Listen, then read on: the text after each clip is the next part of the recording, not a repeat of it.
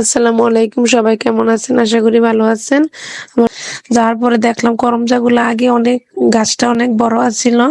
মামি অনেক ভালো, দুনো মামা, আমার বউ অনেক ভালো, আলী মামা, নবী মামার বউ আর আমার বোন তো মারা গেছে, দোয়া করবেন।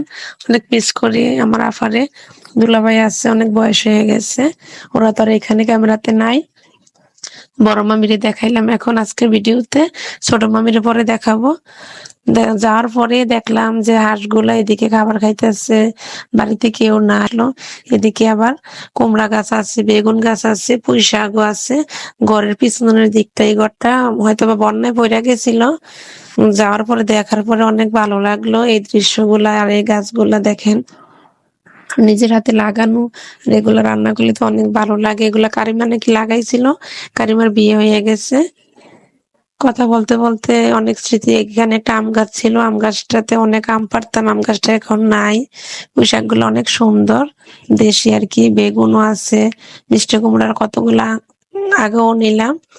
এই ফিশারিটা অনেক সুন্দর, দেখতে অনেক ভালো লাগে। আর এখানে এই গাছটা কি গাছ আপনারা জানাইবেন। এগুলা ফলগুলা মানে বাতি হয় নাই আর কি, এখন অনেক ছোট। ভাবলাম যে আপনাদের সাথে দৃশ্যটা নেই, ভালোই লাগলো বিকালের দৃশ্যটা। এই যে এই ফলগুলা কি আপনারা কমেন্টে জানাইবেন। এখানে এই পাশে আসলাম, আসার পরে দেখলাম যে কামরাঙ্গা গাছটা অনেক বড় হয়ে গেছে, অনেক দিন আগের। কামরাঙ্গা আছে কিছু, কিন্তু আবার ফুল আসছে। কথা বলতে বলতে এদিকে আসলাম, করমজা গাছের কাছে না আসলে নাই হয়। করমজা গুলো এত সুন্দর, মানে আমার মনটাই অনেক ভালো হইয়া গেল। আপনাদের কাছে কেমন লাগলো আপনারা জানাইবেন। সবাই আসলো, একে একে বাচ্চারা, সবসময় আমার ভিডিওতে অনেক বাচ্চারা থাকে। প্রচুর গরম লাগতেছে, বোরকা পরা, রৌদ্র আছে।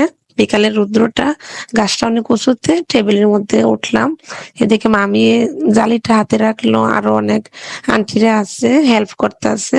করমজা গাছে প্রচুর পরিমাণে কাটা, ধরা যায় না, তার জন্য এইভাবে ধরছি, কিছু মনে করবেন না। করমজা গুলো অনেক সুন্দর, এগুলা ডাল দিয়ে রান্না করে খাওয়া যায়, মাছ দিয়ে, লবণ মরিচ দিয়ে আরো মজা। পারলাম, পারার পরে এদিকে মামি রান্না বসাইছিল, চাল কুমড়া দিয়ে হয়তো বা মাছ রান্না করবে। ভাবলাম যে একটু মাটির চুলায় যাই বসি আর কি। আমার তো মাটির চুলায় রান্নাটা সবসময় ভালো লাগে। এদিকে এগুলা প্যাকেটিং করতেছে, অনেক কষ আছে আর কি করমজাতে। পুঁই শাক গুলা, বেগুন গুলা, সবগুলাকে একে নিলাম প্যাকেটের মধ্যে আর কি। নিতে যেন সেভ হয়, এভাবে তো আর নেওয়া যাবে না বাসার মধ্যে। এদিকে সবার জন্য চিপস আনছিলাম আমি, তো কিছু চিপস দিলাম দোকান থেকে, সামনের দোকান থেকে। আমি তোর বাজার দিয়ে আসি নাই তো। সব বাচ্চারা অনেক খুশি চিপস পাইয়া। আমি চাই সবসময় যেন বাচ্চাদেরকে খুশি রাখতে পারি সবাইকে। আপনারা সবাই দোয়া করবেন।